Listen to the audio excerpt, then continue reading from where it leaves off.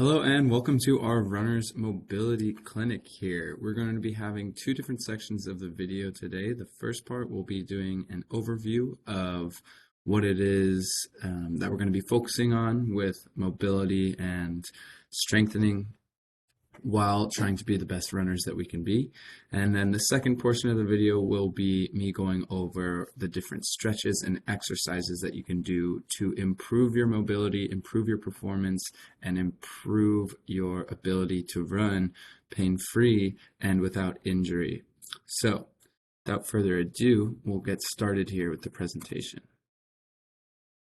So, what we're going to be talking about today is we're going to be going over mobility and performance, why being mobile is important to being a good runner, and what kind of problems we can see when we are immobile in these different areas, the ankles and the knees, the hips, the spine and the core, and our shoulders. Yes, even our shoulders can affect how well we run. Most people really only pay attention to the lower half of the body when running, which makes total sense because you're primarily using your legs. But we'll be going into a little bit about why it's important to have full body mobility and the importance of full body awareness while running. Like I said, we'll have a little bit of a movement practice, and I will be going over, again, kind of summarizing everything, putting it all together at the end. Okay? So, continuing on. So, mobility and performance. Now, when we're talking about mobility and performance, there are a couple of things that we want to think about.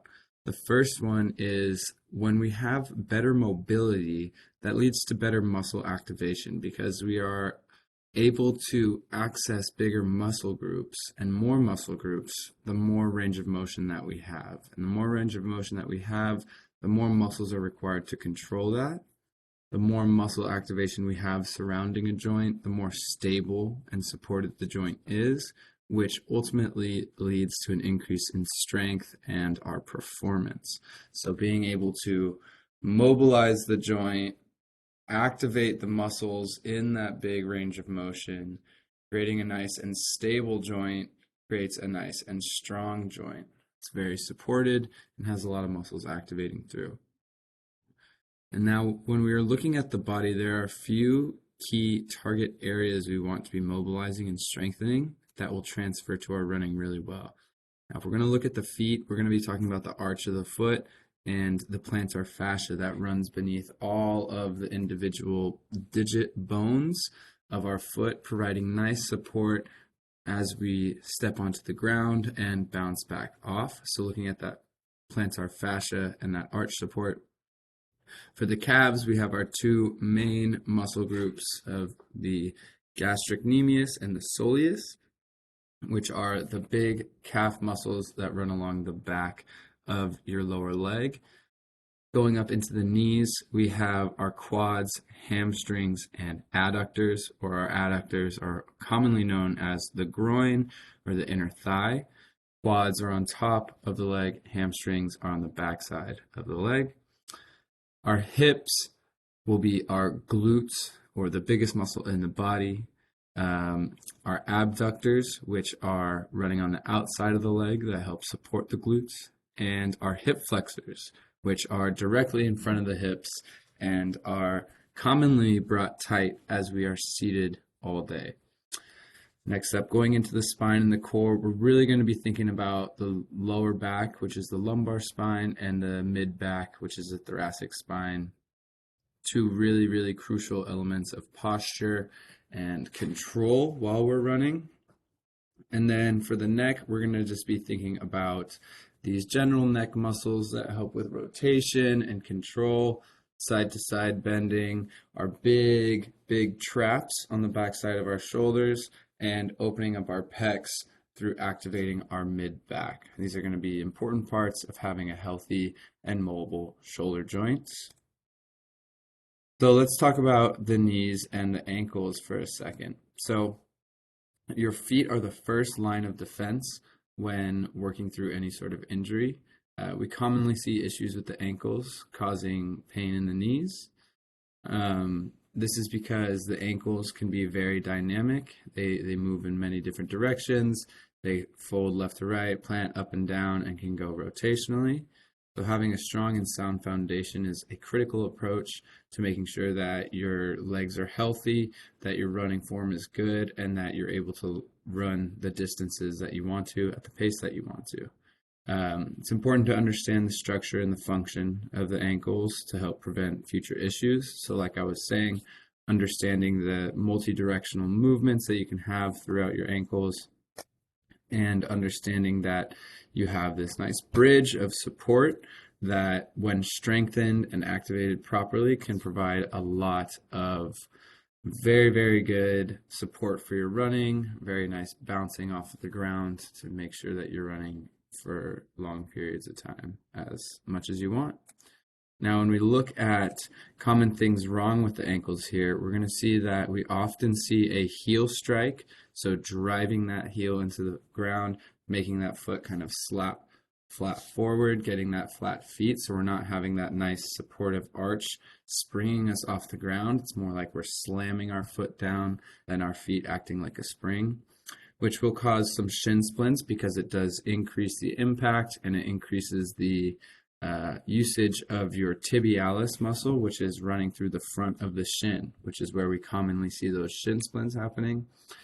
Then again, relating back to those weak arches and, generally speaking, causing some ankle sprains if we don't have those feet nice and stable.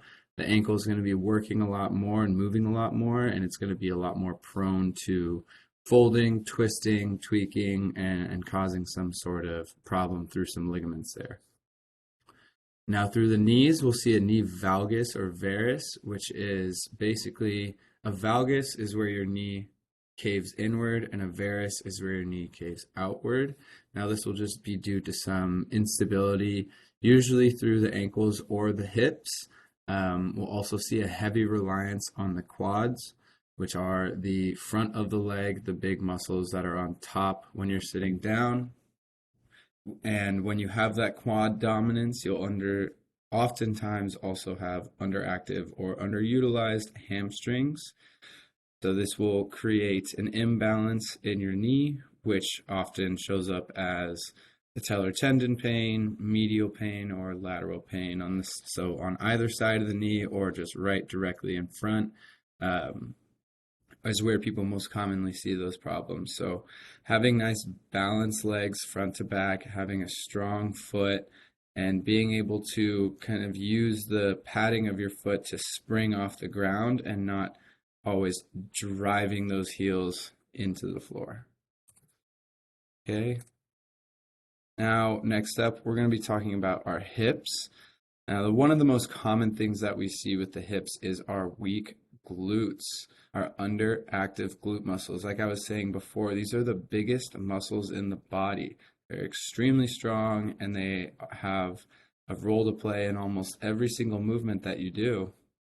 Even if it's standing up to reach for something, you're going to be using those glutes to stabilize the hips. Now, especially with running, these are going to be some of our biggest driving muscles of the running movement. We want to make sure that we're nice and strong and active through our hip muscles, making sure that we have the ability to utilize them well and to swing our hips through a full range of motion.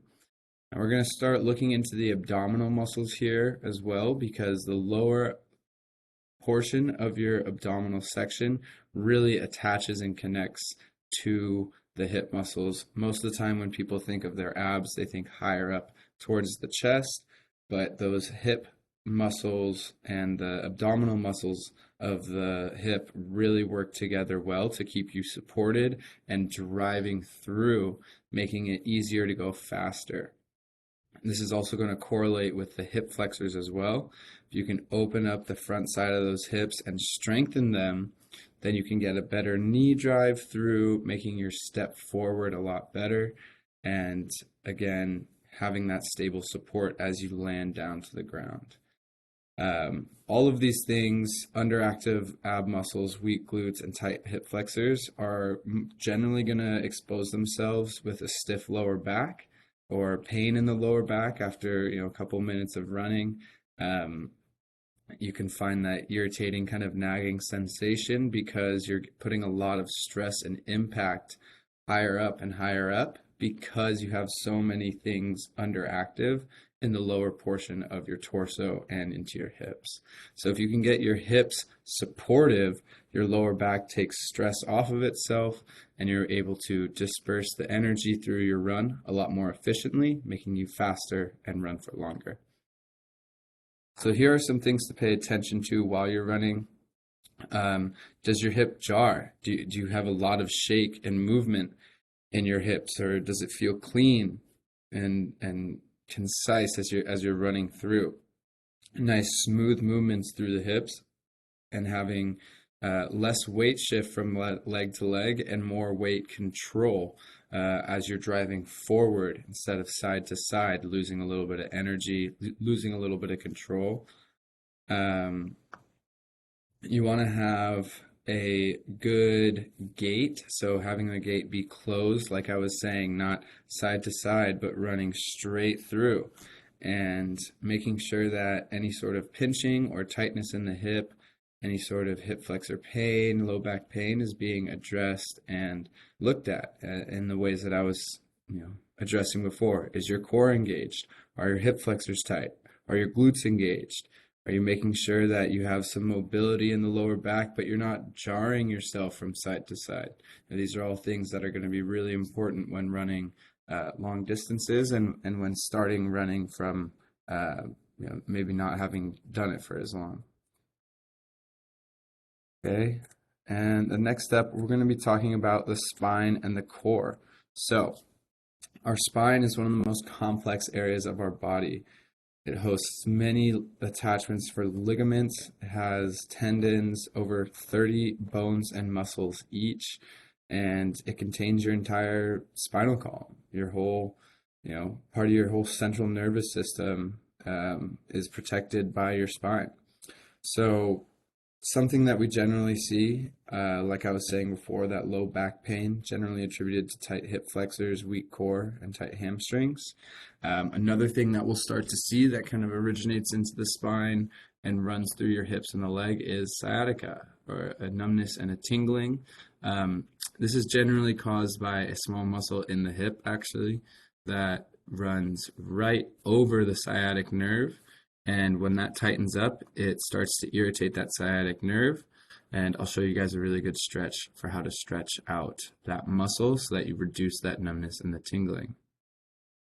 Now, with the spine, you want to make sure that you have a nice and mobile spine so that it has the ability to adjust and move as you're running, but you also want to make sure that you have a strong and protected spine so that, it's kind of a balancing act between having that mobility, but also having the control over your posture and control over that mobility.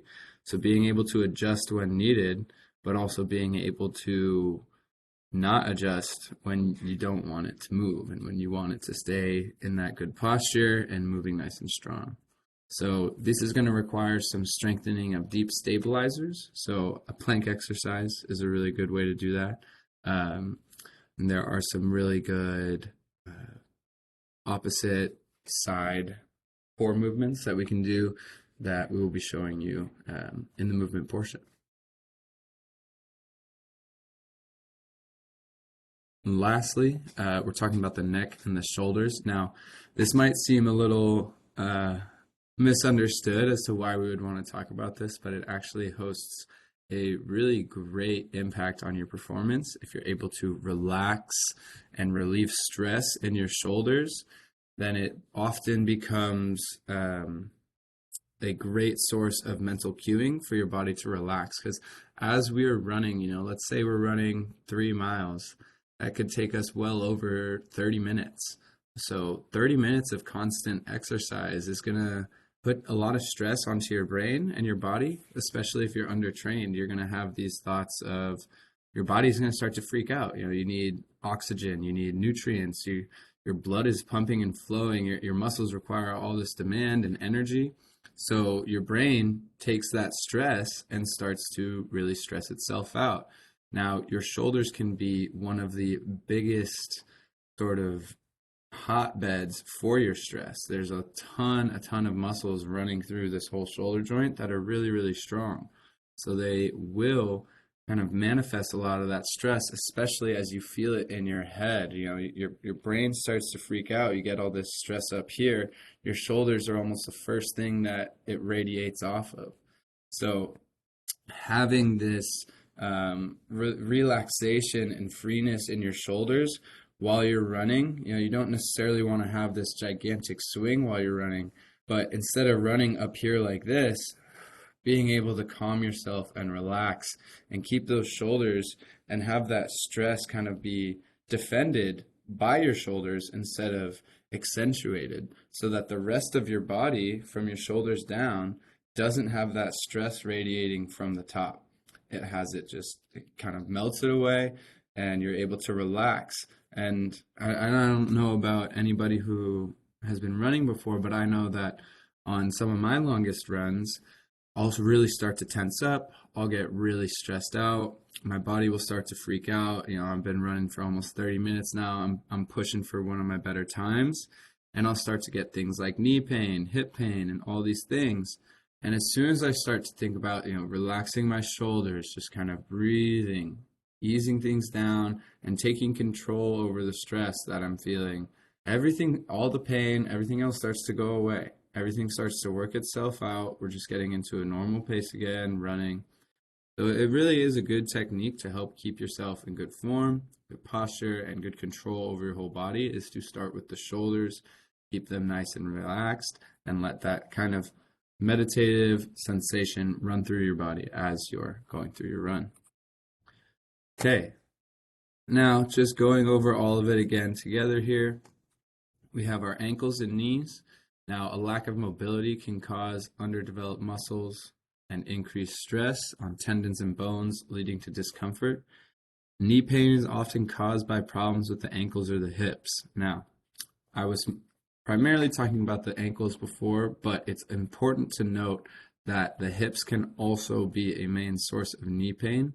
Now, this is because they are two very dynamic joints with one very linear joint. So your knee can pretty much go one way, forward and back, has some slight rotational ability to help deal with force loads, but your ankles can go forward, back, side to side, around, can go all different types of ways.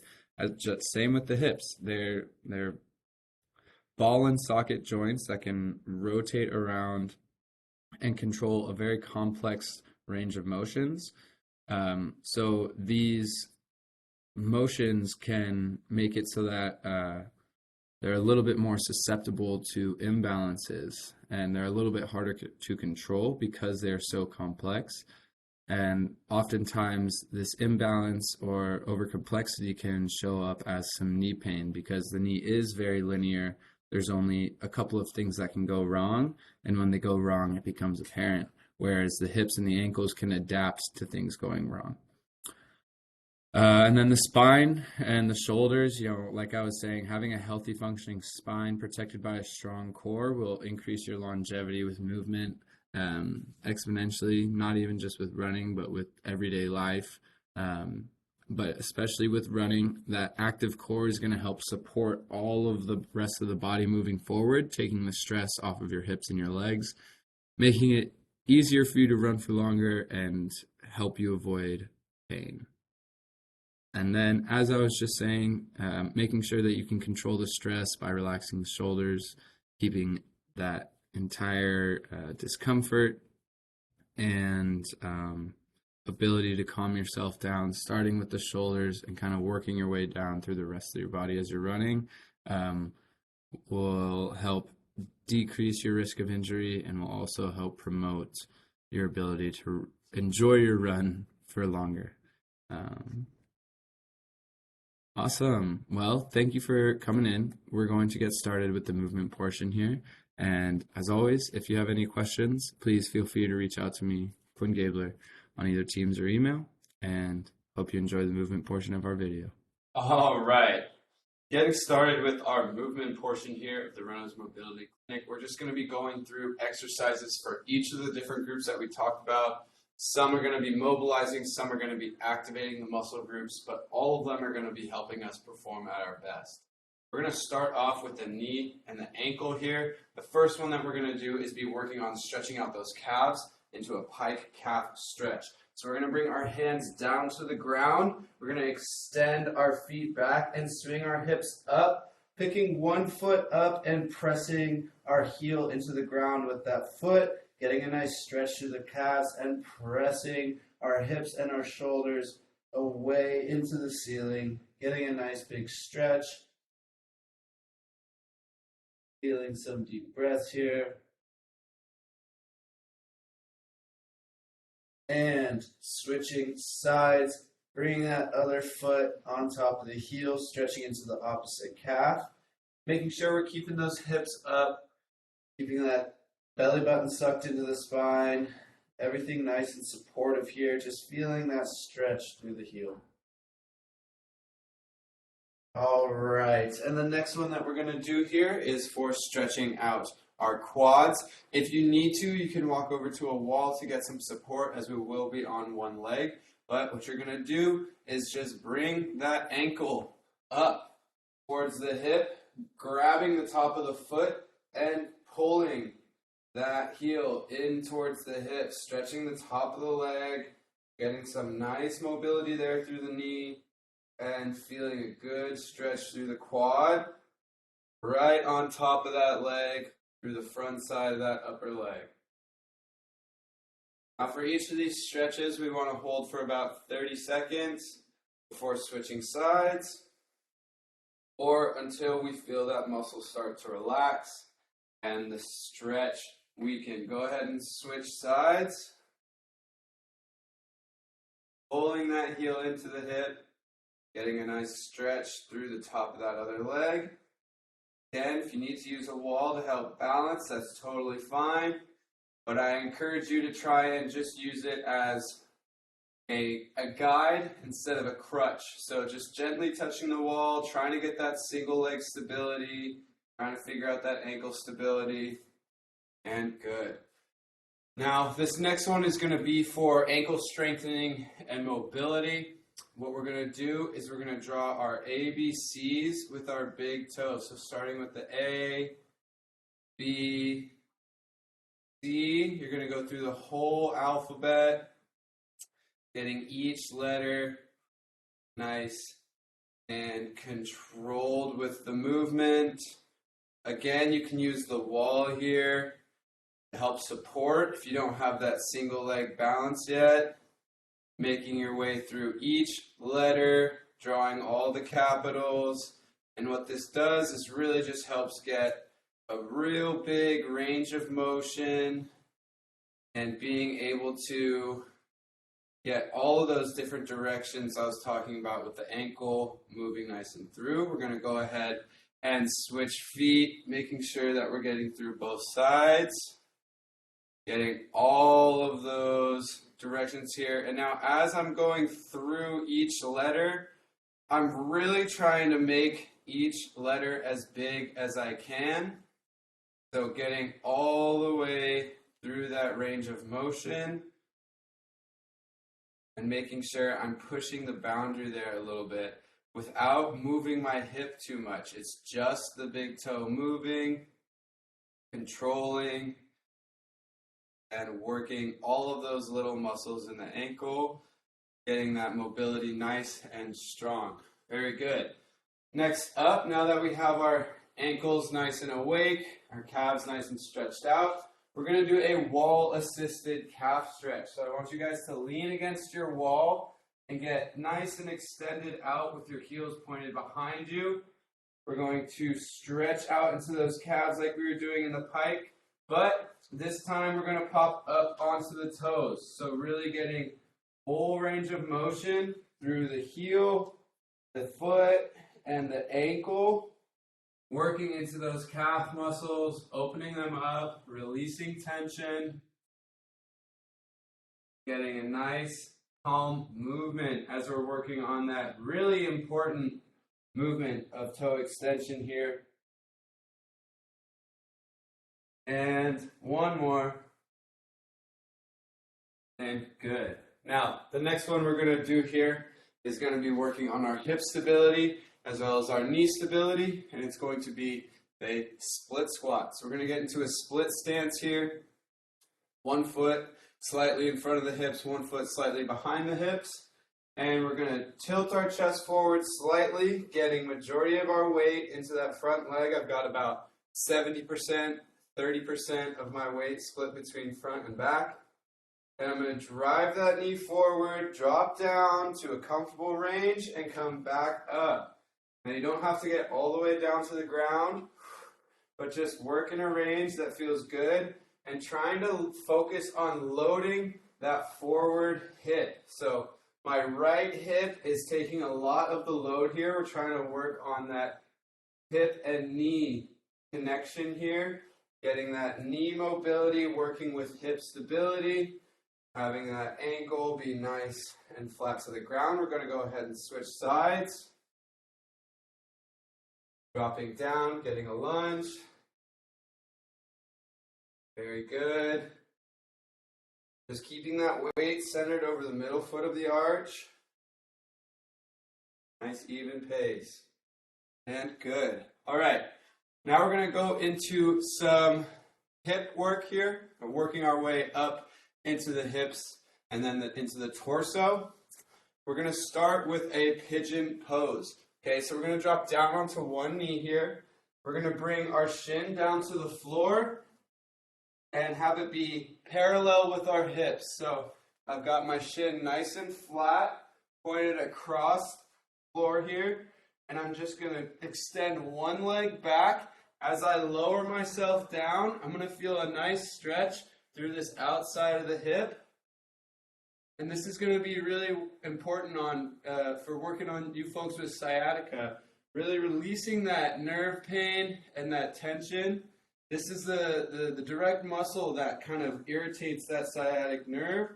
So stretching it out is going to be really important, really helpful for reducing that sort of pain. And again, we want to hold this one for about 30 seconds. Just getting a nice stretch through the backside of the hip. Nice calm deep breaths, feeling that hip release and relax. If you're getting a pinching through the front of the hip, just bring yourself up a little bit. Give yourself some more room there. Try and shift your weight. Find that pocket.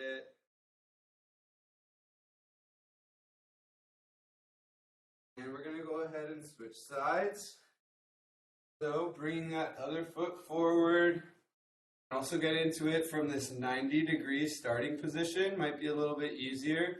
Got both my legs at 90 degrees. One out front. And then from here, I just shift my weight forward. Bring my forearms or my hands down and extend that leg back. Getting a nice stretch through the other leg.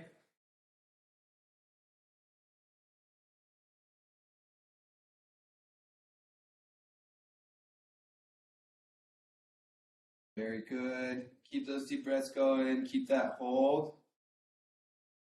Get into that hip, feeling the release, feeling the tension.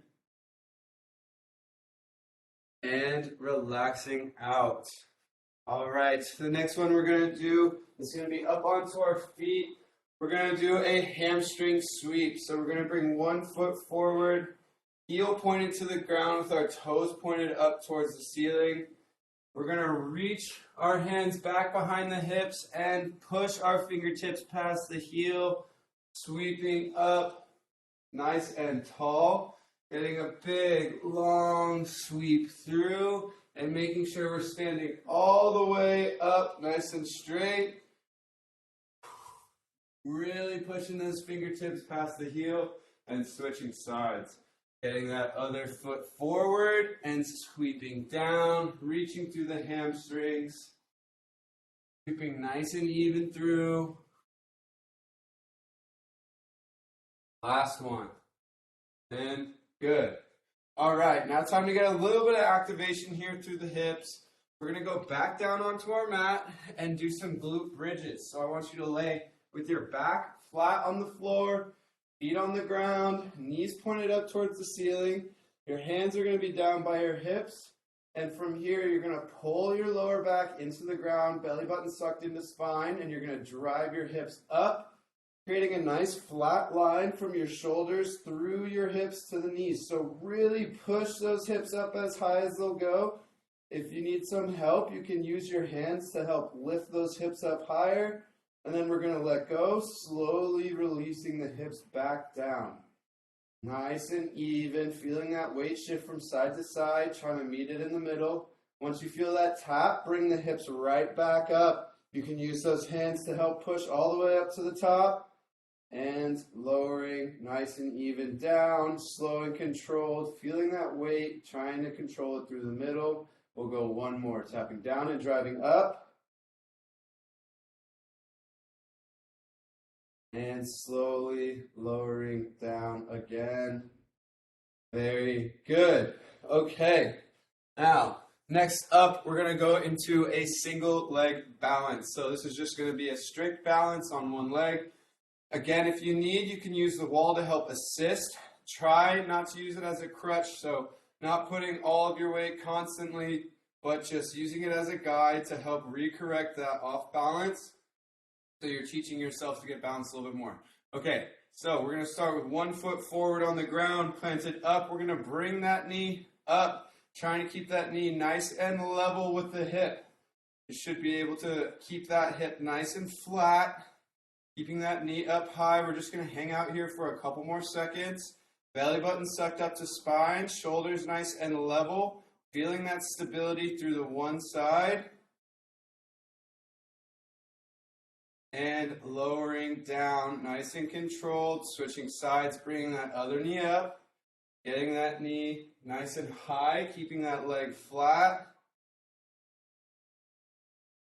driving up, keeping that knee up high, trying to hold it, feeling that hip flexor working,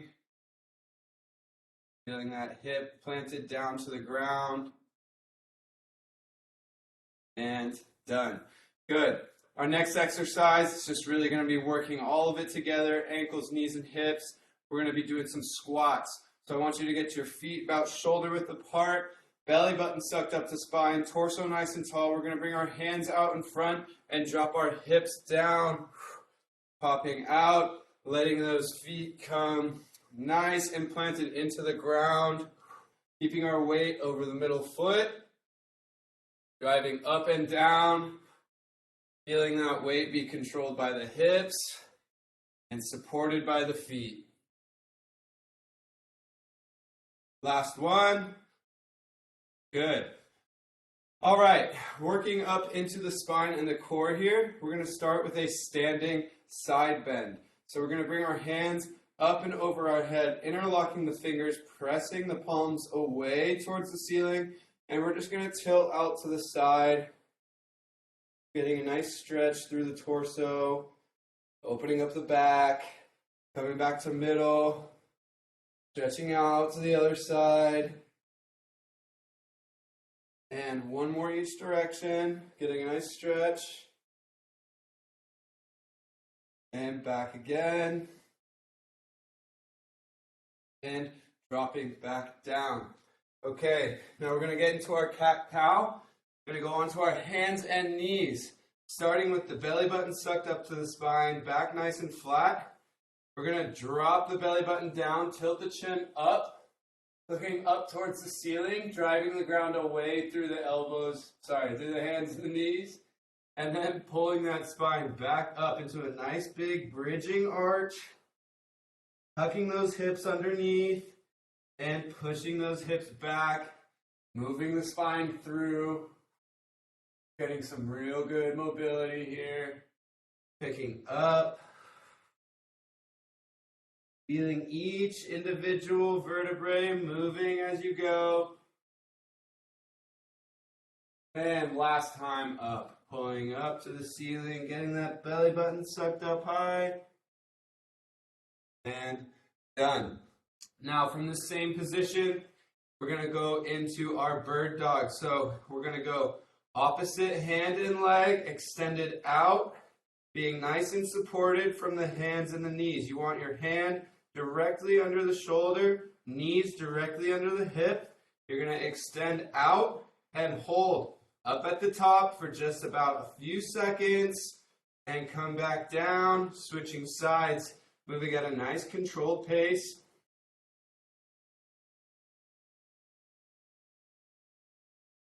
And extending out for our last one. Very good. Okay, the last one we're going to do here for the core is going to be our dead bugs. So, very similar to the bird dogs, just on our back. We're going to flip over onto our back with our knees up, feet up in the air. We're going to press our hands and knees together. So my hands are on top of the knees. My knees are pressing into my hands. And I'm stopping the knees with my hands. Once we're done there, we're going to extend opposite hand and leg out. Tap down to the ground and switch sides. Coming back to middle and pressing those hands and knees together. And again, extending out. You want to get about a 4-second hold on those presses in between each extension.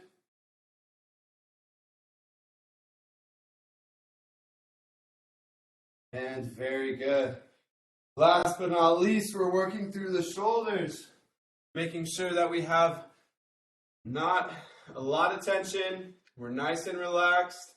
We're going to work on some scap retraction. So the forward and back movement. This one can feel a little bit foreign to people as it's working muscles that are often underdeveloped through our back. We're going to bring our hands forward together, fingers pointed, and we're just going to bring our thumbs close to our chest, straight back on a line. We're going to press them back away and pull them back in. And if you imagine a line shooting out of your chest and your fingers are just pulling along the line, moving your hands back and forth, pinching those shoulder blades together, keeping them nice and low away from the head. And good. The next one we're going to do is our shoulder cards. So you can do these standing or kneeling. We're going to start with one hand out in front, palm facing forward.